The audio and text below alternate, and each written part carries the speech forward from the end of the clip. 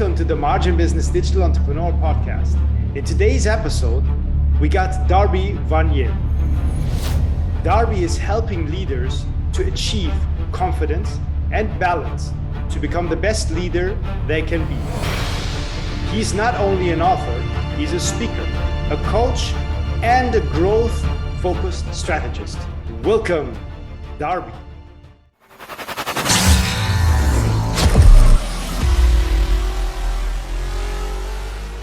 Today we got Darby Vannier. I hope I got your name right, because it's Vannier. Vannier. It looks French. That's why I'm. It does. Vannier. Yeah, Vannier. Okay, great. So yeah, please tell us a little bit about yourself, where your entrepreneurial skills come from, and where everything began. I think this is super interesting, because you will tell us about, as well later on, more about your book that you wrote, that I certainly will read as well. I'm reading all the books that somebody presented to me, so great. Nice to have you here. All right. Yeah, it's great to be here. Well, it's kind of interesting. If I go all the way back, I was kind of an introverted person. I mean, I still really am. There's a lot of levels of being introverted, obviously, but when I went to college, I ended up somebody asked me to get involved in helping out with the residence hall government. And I was like, well, okay, I'll give that a try. Up to that point, I kind of just kept to myself, did my thing, wanted to, study and be done. But everything kind of took off from there. Once I got into that, I ended up helping start like 4 or 5 campus organizations and served as president of all of those. And then that kind of led into my career. All of my career, as you'll hear as we talk, is based around the idea of leading people and building really strong relationships with individuals, all the way from hiring folks, all the way through onboarding and coaching and that relationship, even beyond when you're finished working with them. If you move on, I've had cases where I've moved on and I've kept in touch with lots of folks that worked for me, and that sort of thing. But as far as my career, I started off in retail, very heavy retail, actually. So I was actually a manager at a 22 screen movie theater, and I did that for a while. I was one of 6 managers who managed operations of the theater, but then I also specialized in the human resources side. So I dealt with hiring and training and all of that sort of thing just from the very beginning. After that, I moved into taking over a retail store for Kinko's, which doesn't exist anymore. Now it's FedEx Office, but those people who are older will remember Kinko's at least. And at that time, all Kinko's stores were 24 hours a day. So I took over managing a 24-hour-a-day store, and that's all year, all holidays. Like their philosophy at that point was, we don't ever close, and that's changed since then. But it was an interesting time, great experience running that store and building that store up, because it had some challenges when I took it over. And I had a great opportunity to work with some wonderful individuals and build a wonderful team and see those individuals progress. But it kind of got to the point where I'm like, this 24-hour-a-day cycle is a little bit tiring. I was getting a little older by that point and was ready to be done with that. So I moved on to the nonprofit world, and I took over actually running an international livestock association. And I did that for about almost 12 years. And that was an interesting experience because I reported to a board of directors, and the board members were all over the country, and went through lots of different boards over the course of 12 years. Because every year you get different board members and everything. And that was an interesting experience. So I learned a lot about how to deal with the politics associated with those personalities and all those personalities, because it was a 9-member board of directors. So it was definitely challenging. Interesting. Yeah. And during that time, I had lots of great experiences. Again, the organization, when I took it over, was kind of having some challenging issues. So we had to fix those things and then build the organization's reputation back, basically, because it had suffered up to that point. But we got to a point where we were able to get the board focused more strategically and not have to put out fires all the time. And then we actually went into eventually a merger discussion with another international organization, and we ended up merging the two organizations, and I took over running the whole newly combined organization as well. Okay. But it was kind of the same situation as I dealt with when I left Kinko's. I was to the point where after 12 years, dealing with getting new bosses every single year and dealing with all those personalities, it takes a lot out of you. And somebody once told me that who knew the livestock industry, that the average livestock association executive lasts about 5 years because of the politics associated with it. And I went almost 12, so I figure I beat the curve. You doubled it up. Oh, definitely. Just to break it down very quickly, because you said you work for a nonprofit organization. You meant in the beginning, I think you said about the governmental, you have already been working with the governmental organization from the beginning. Can you just break down this a little bit more? Because this seems as well very, very interesting and very similar in order to prepare you already for this jump into the nonprofit and then maybe into another different leadership roles, actually. Yeah, no, I mean, all of my transitions were to kind of new industries. So I really didn't have experience in the livestock association realm when I came from Kinko's over to that there. So I was in the retail area and I went over to this nonprofit world with the association management. The fundamentals are the same, though. I mean, leadership is the same everywhere you go. You're still dealing with people, you're still hiring and everything. And it's kind of one of the things that I have coached a lot of individuals on throughout my career is that, don't underestimate a change. In particular, when I coach very young folks who are just entering the workforce, one of the things that I'll say is that you have no idea right now. You cannot even imagine what your career is actually going to be. So I never, when I was in college, would have imagined I would be running an international livestock association. It was for alpacas, of all things. So I'm from the middle part of the United States. We have lots of livestock, but alpacas are not very common here. And when I got my interview, when they advertised, they didn't list the company name because they were working with a company that helps them hire. But when I got my interview and I found out the name of the organization and what they do, I had to look up what an alpaca was. I had a general idea that it was like a llama, but that was about it. So I use that a lot when I talk to individuals, because you should not be deterred from thinking about a potential change. As long as it's, in the area of business or the area that you feel that you can actually provide great value.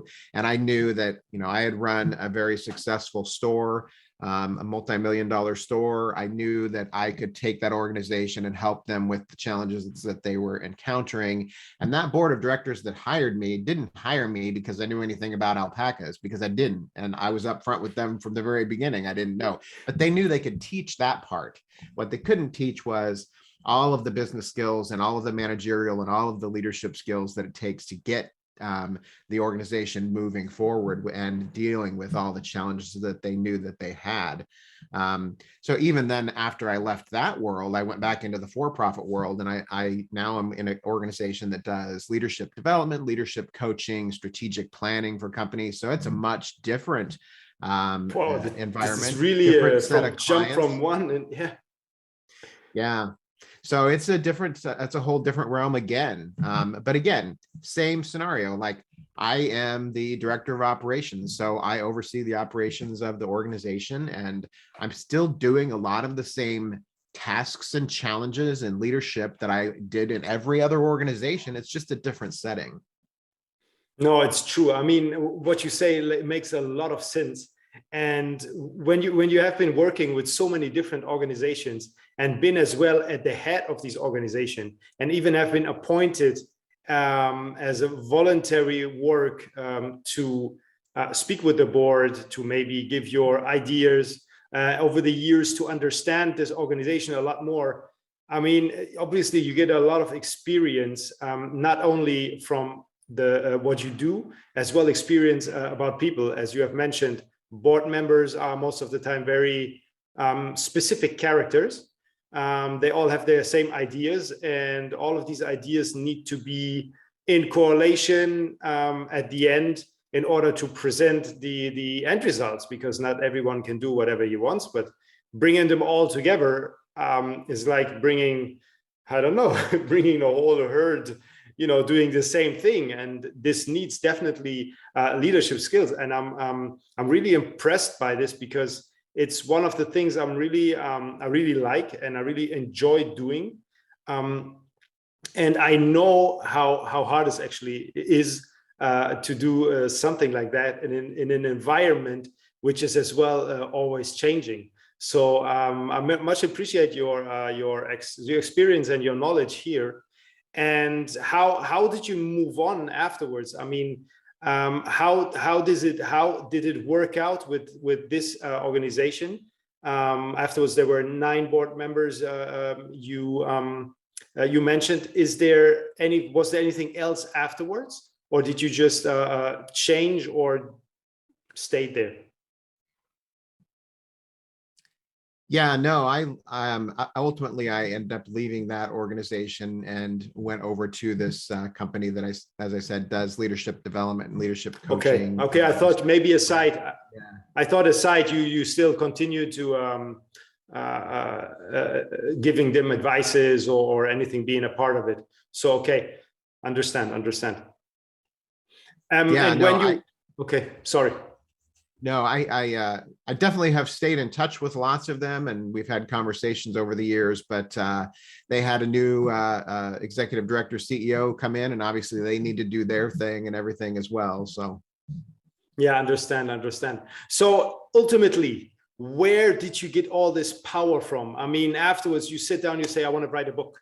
How did that happen? I mean, it's not so easy. I'm trying to write books, but with everything that I have going on, I'm going to write one side or two, and then it's going to go down. And then 1 month later, I'm saying, oh, I was about to write a bok, So how did you get this all together? This is as well something super interesting. And I mean, eventually you did it. And I must read it. yeah, I mean, I don't know that there's a standard way to write a book. No, it's not. I know. To other authors, everybody's experience is a little bit different. So mine is, it's kind of one of those things throughout my career, because I've done a lot of different things and encountered lots of individuals. I encountered a lot of challenging situations and different personalities and different situations. And so I've always kind of just kept notes over the years about those things, those interactions that I had that I thought were amazing or that were challenging or difficult. And I always thought, maybe someday I'll write a book. And then early in the pandemic in 2020, when we were all working at home and not doing anything in the evenings and all activities are canceled and everything, I was like, that seems like a good time to get started. So my method really was, I started sitting down and going through what I had, and I wrote the individual stories. So my book has lots of stories from my career that illustrate my points about leadership. And essentially, I took all of those moments and I just started writing the individual stories at first.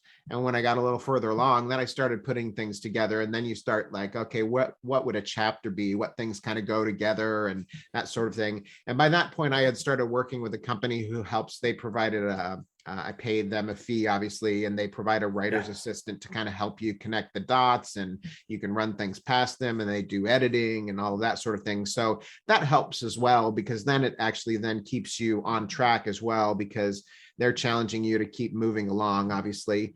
And you want to, because you're paying them a fee for this. So the longer it goes on, the more you're going to keep paying them, obviously. So, but yeah, I mean, ultimately it just kind of comes together, and then you go back and you see where you can expand on things and where it makes sense, and figure out what the ultimate hook behind that story is. Like, what is it, the overarching thing you're trying to get across, and how do your stories tell that over the course of your book? Okay, because the reason is why I'm asking this, because leader actually, or leadership is very important for the community who is obviously watching these videos, because most of them are in the e-commerce space and they're running mid to large size or even agencies, and they're running mid to large size companies. And reading, reading not any type of leadership books, but leadership books in general will bring a lot of this experience, what others have, without us needing to experience it. We can just read it, absorb it, and apply it into our business. And this is one of the reasons why it is really, I think it's really amazing that you did this. Although you don't know the community, you done definitely a big step in order to share your experience with the world. And it's super important. I mean, we don't have to, and this is as well for me, the reason why I do these videos.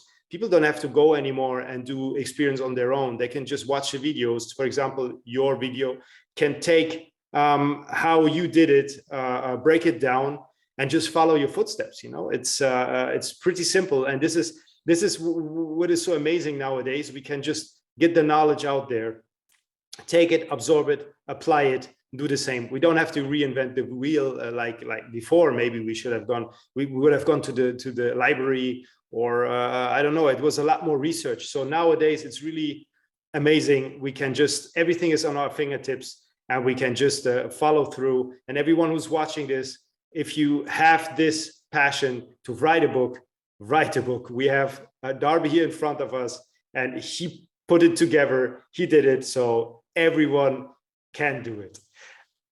I have one question for you.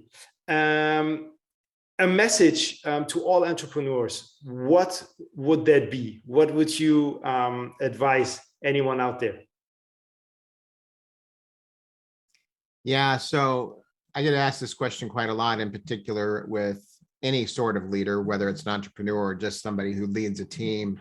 And there's 4 or 5 things that I tell folks. I mean, the first thing is that as you lead people, in particular, if you are somebody who's starting a business and trying to build that business, the first thing is just stay curious and keep learning.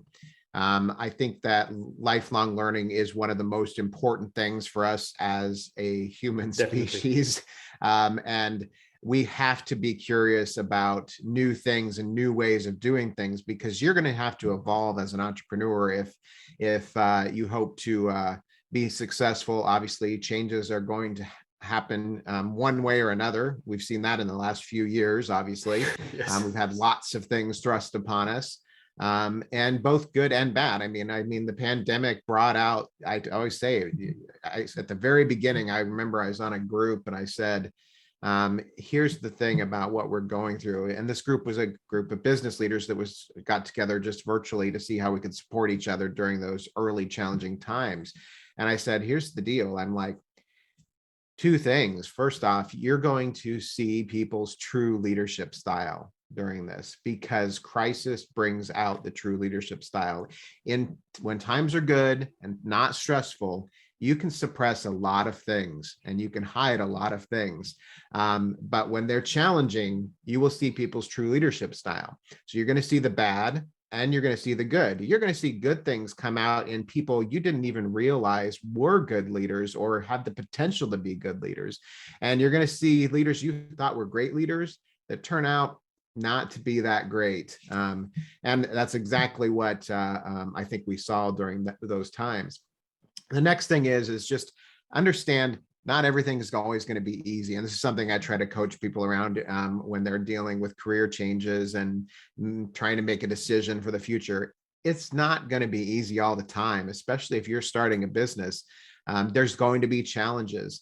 But here's the thing about the challenges. You can view those with negativity, or you can view those setbacks and challenges as learning opportunities to help you gain experience. I dealt with a lot of bad situations throughout my career. And it was very challenging at the time. And there was a couple of times I probably questioned myself as to whether or not I was going to get through it. but looking back, I can see exactly what I learned from that, and I'm able to use those experiences as I move through my career in all future interactions. The other thing is listen. I know it's cliche and we hear it a lot, but I always say listen to understand, not just listen to respond. If you're in a conversation with somebody, you can tell if they're listening to respond because they look like they're just on the edge of their seat and they're in their head. They're thinking about what it is they're going to say to respond to what you're saying. And they're not really listening to and understanding what it is that you're saying because all they're thinking about is what they're going to say. And you need to do that as you lead individuals because it is very important for you to actually fully listen. And then I had a mentor one time, actually one of the mentors that I use in my book that I interviewed for the book.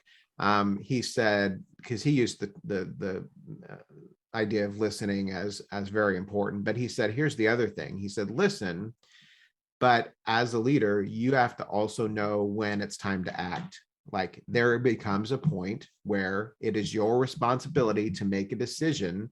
So you need to make the decision and move forward. And then the other thing is, again, I know you hear it all the time in different ways, but I tell people just be kind, be compassionate. As leaders, we often overlook the idea of the fact that everybody has their own crap going on in their lives. You have no idea of all the stuff that's going on in your employees' lives, despite how much you think they tell you, because sometimes they will tell you a lot. They are not telling you everything. We all have our own stuff going on. So there are going to be challenging times. And if they make a mistake, if they lose their temper, be a little bit forgiving. Obviously, you can't let it go on forever, but be compassionate as you have those discussions. And that will help you as a leader and an entrepreneur as you're building a business and building relationships with individuals. Yeah, thank you very much for all this this knowledge and experience, especially the last bit. Where can anyone who's interested in your book, I mean, contact you, because I know you give coaching sessions as well, maybe to speak with you, or where can the book be bought? I guess on Amazon. So the book is The Indispensable Leader is the title, and you can go to my website. It is beindispensable.com, and all of the links for the book and where to buy it and everything are there, as well as links to all of my social media. I'm active on everything. I'm most active on LinkedIn. You can look me up to Darby Vannier. Great. And I connect with most anybody because I think that relationships are important. So definitely. Thank you so much. We will put everything under the video, so anyone who's interested can actually go and check the website out. Thank you so much for your time, Darby. This was very interesting, sharing your experience, your knowledge. Thank you for bringing this book out, and hope we speak soon in the future. Yep, thanks a lot. I appreciate it.